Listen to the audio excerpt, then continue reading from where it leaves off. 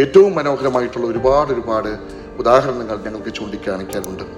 ഞങ്ങൾ എപ്പോഴും പറയാറുള്ളത് പോലെ all India institute of medical സയൻസസിൽ നിന്ന് സെൻറ്റേഴ്സ് ഓഫ് എക്സലൻസ് സ്കോളർഷിപ്പ് ലഭിച്ച് പാസ്സായ MBBS വിദ്യാർത്ഥിനിയുടെ പിതാവ് കോട്ടക്കലിലെ ഒരു ലാബിലെ ഒരു അറ്റൻഡറായിരുന്നു.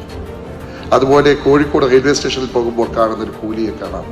ആ കൂലിയുടെ മകൻ ഇന്ത്യൻ ഇൻസ്റ്റിറ്റ്യൂട്ട് ഓഫ് ടെക്നോളജി മദ്രാസിൽ നിന്ന്, ചെന്നൈയിൽ നിന്ന് സിവിൽ കെമിക്കൽ എഞ്ചിനീയറിംഗിൽ BTech ബിരുദം കരസ്ഥമാക്കിയത് ഈ സ്കോളർഷിപ്പിന്റെ ശക്തി കൊണ്ടാണെന്ന് സന്തോഷത്തോടു കൂടി പറഞ്ഞുകൊള്ളട്ടെ.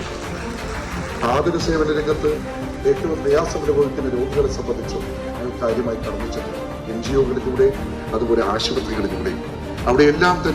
ഇതിലെല്ലാം തന്നെ മുൻകൈ എടുത്തത് ബഹുമാന്യനായ ഡോക്ടർ P. മുഹമ്മദ് അലി എന്ന പ്രവാസി വ്യവസായിയാണ്.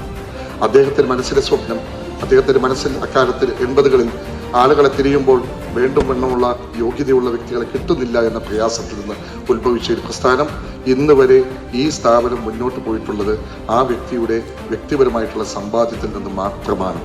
ഒരു രൂപ പോലും സാമ്പത്തികമായിട്ട് പുറമേ നിന്ന് ഒരു കടമെടുക്കാനോ പിരിവെടുക്കുവാനോ ഇന്ന് വരെ പോയിട്ടില്ല എന്ന് പറഞ്ഞുകൊള്ളട്ടെ.